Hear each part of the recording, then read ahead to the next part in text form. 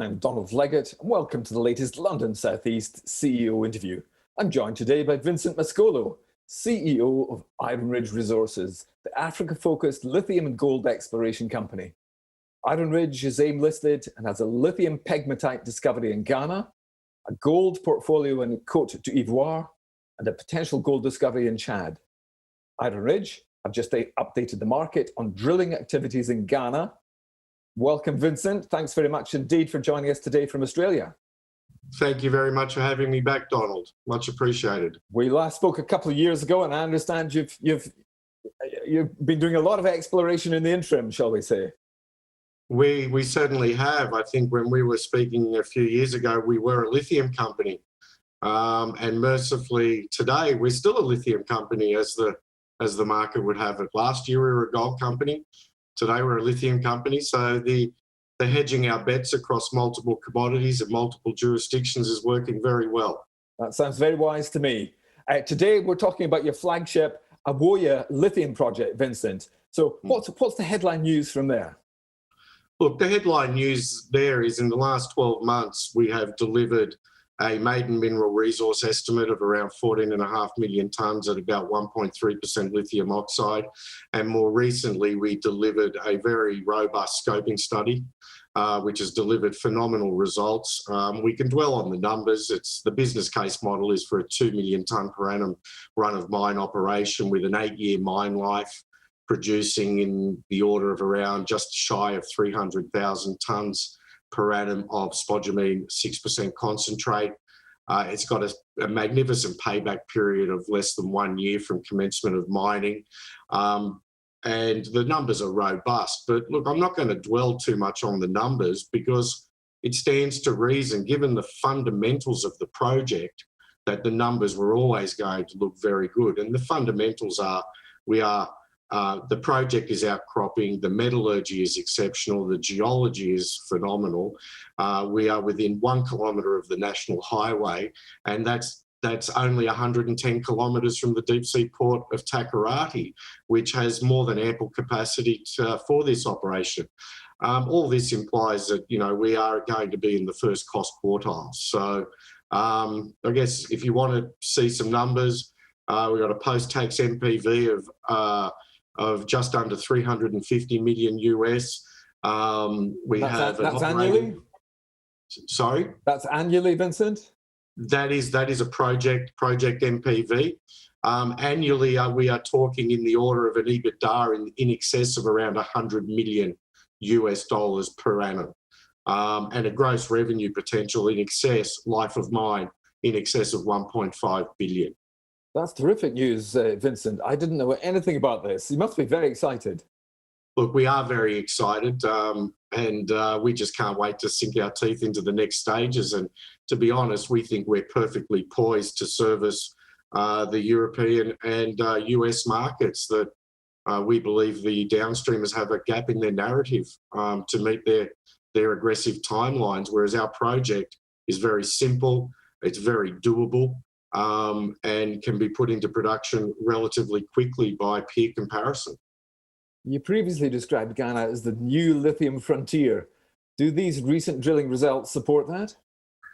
Look, I think we were in a new frontier in lithium before this most recent drilling campaign.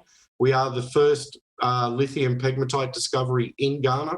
Ghana is definitely not a new frontier for mining. They're heavily geared towards gold, but the fact that we are a new commodity, we are being endorsed at the highest levels of government in Ghana to get this project off the ground as quickly as possible. They are keen to see a new mining project off the ground, a new commodity to, shall we say, invigorate their current resource, their mineral resource sector.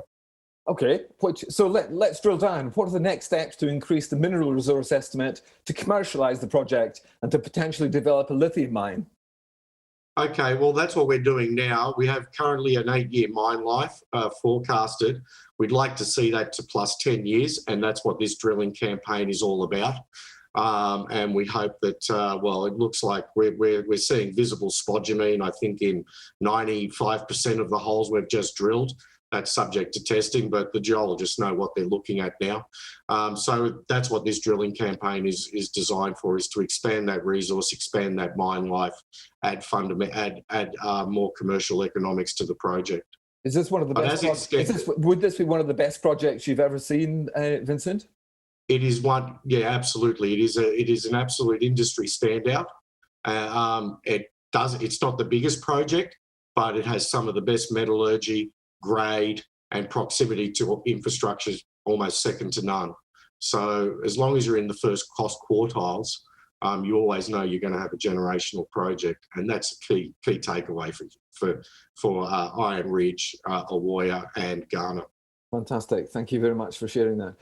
What does current funding look like, Vincent? Current funding's okay. We just raised £3.6 million through the conversion of warrants from existing shareholders in a capital raise we did last year, what we call the COVID capital raise. So we got some very excited shareholders in, and this money will deliver, or is sufficient for the next round of deliverables across Ghana, Côte d'Ivoire, and Chad. Okay. I see you've recently bought a 10-year package next to Ewoyaa. Are the two connected geologically? Is it prospective? And is that why you're securing a larger footprint?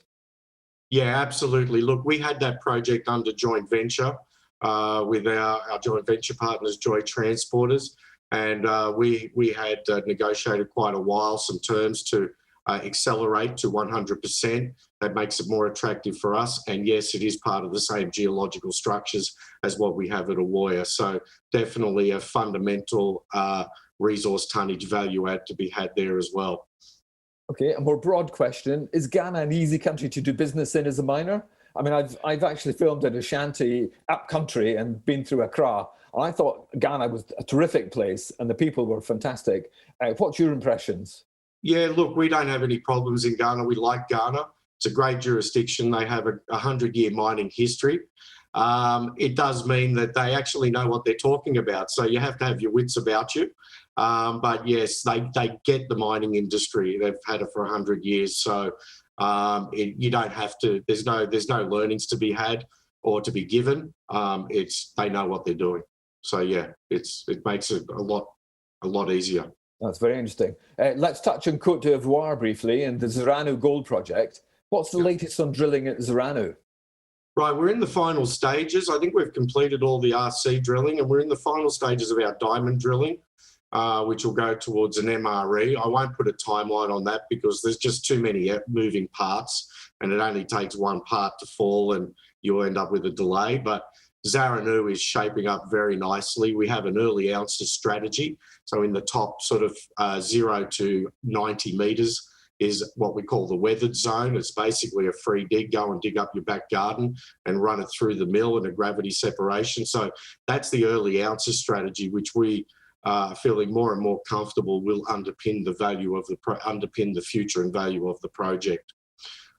Should definitely be underpinning the value of the company, but at the moment we're only valued at less than what the lithium project is worth. Vincent, keep doing these interviews and all will happen. All will be good. My final question to you: what are the other parts of the portfolio which are keeping you busy at the moment? Not keeping you up at night, but just keeping you busy. Keeping me busy and keeping me up at night. In Chad, look, we've reinvigorated our activities into Chad after a bit of a standstill while we were focusing on Zirano. So we've got Zirano taking care of itself in Côte d'Ivoire, and now we've got the teams mobilised in Chad. I think the drill rig is en route, so depending on border crossings to get that drill rig in, hopefully we'll be drilling sooner rather than later. So we're operating in all three jurisdictions concurrently with three offices and 3 teams. So what would your investment summary be? If you had to sum up IronRidge and why investors should actually invest in you, what would you say to them? I think the resurgence, I think as I said earlier, last year we were a gold company. Today we are a lithium company. We're not getting any value for the gold. And in fact, I believe we're significantly undervalued just on the lithium project itself, which has huge growth potential. The resurgence in the lithium space has just been phenomenal in the last 3 months. So you're going to see you're going to see what two great commodities to be in, Donald. Lithium now with the resurgence through EVs and stored energy, and gold, which will be formidable during economic uncertainty. Hugely undervalued at these levels, and definitely we feel neglected that we're not getting any value for our gold assets at this time. Vincent, thank you so much indeed for speaking to us from Australia today. That was Vincent Mascolo, CEO of IronRidge Resources, ticker IRR. That was fascinating. Thank you. You can find out more about us on our Twitter feed at London Southeast. You can subscribe to us on YouTube and see more interviews like this one. And finally, please do stay safe.